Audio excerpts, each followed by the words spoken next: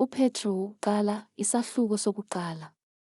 UPetru, umpostoli kaJesu Kristu, kwabayizihambi abahlakazekile ePontu, naseGalathiya, naseKhaphadosiya, nase-Asiya, naseBithiniya, bekhethiwe ngokwaziphambili kukaNkulunkulu uYise ngokungcwelisa kukaMoya kukho ukulalela nokufafazwa ngegazi likaJesu Kristu, makwandiswe kinina umusa nokuthula.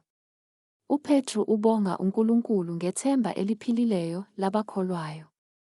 Makabongwe uNkulunkulu uYise weNkosi yethu uJesu Kristu owabuye wasizala kabusha ngokwesihawu sakhe esikhulu ukuba sibe nethemba eliphilileyo ngokuvuka kukaJesu Kristu kwabafileyo, sibe nefa elingapheliyo, nelingenasisihla, nelingabuniyo, eniligcinelwe ezulwini, nina enilondolozwa ngamandla kaNkulunkulu ngokukholwa ukuba nibe nokusindiswa okulungiselwe ukwambulwa ngesikhathi sokugcina, enithokoza ngakho, nokuba manje ngesikhashana, uma kudingeka, nidabukiswa ngezilingo eziyizinhlobonhlobo.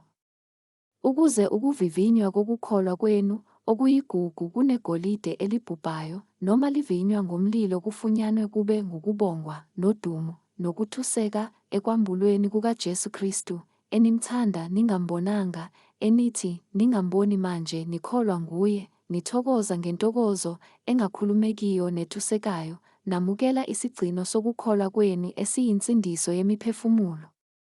Ngayo leyo nsindiso babefunisisa bephenyisisa abaprofetha ngomusa obuzakuza kinina, bephenya ukuthi yisiphi nokuba sinjani isikhathi asikhombayo uMoya kaKristu owayekubo, efakaza ngaphambili ngezinhlupheko eziqondene noKristu nangenkazimulo eyakulandela zona, abambulelwe ukuba bangazikhonzi bona kepha nina ngalezo zinto enishunyayezwa zona manje, ngabanishumayeza ivangeli ngoMoya oNgcwele othunywe evela ezulwini, izinto ezizifisayo izingelosi ukuzibona.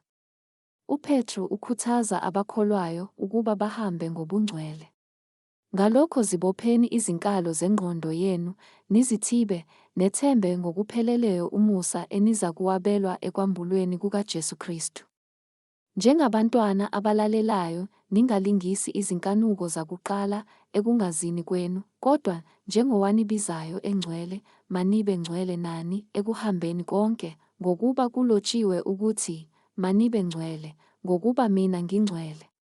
Uma nimbiza ngokuthi Baba yena owahlulela yilowo nalowo ngokwemisebenzi yakhe engakhethi buso, anohamba ngokwesaba esikhathini sokuhlala kwenu ebufokazini, nazi ukuthi anihlengwanga ekuhambeni kwenu okuyize enakunikezwa ngawoyihlo ngezinto ezibhubhayo, isiliva negolide, kodwa ngegazi elinqabileyo likaKristu kungathi elewundlu elingenacala, elingenabala, owaziwa phakade, izwe lingakasekelwa, kepha wabonakaliswa ngezikhathi zokugcina ngenxa yenu enikholwa nguNkulunkulu ngaye, owamvusa kwabafileyo nowamnika inkazimulo, ukuze ukukholwa kwenu kube nethemba kuNkulunkulu. Senihlambululile imiphefumulo yenu ngokulalela iqiniso, nize nithande abazalwane ngokungazenzisi, thandanani ngokupheleleyo omunye nomunye ngenhliziyo, senizelwe kabusha kungengambewu ephelayo kodwa ngengapheliyo, ngezwi eliphilileyo nelimiyo likaNkulunkulu, ngokuba yonke inyama injengotshani, nobukhosi bayo bonke bunjengembali yotshani. Utshani buyabuna, nembali iyavuthuluka, kepha izwi leNkosi limi kuze kube phakade. Yilo leli zwi levangeli elashunyayelwa kinina.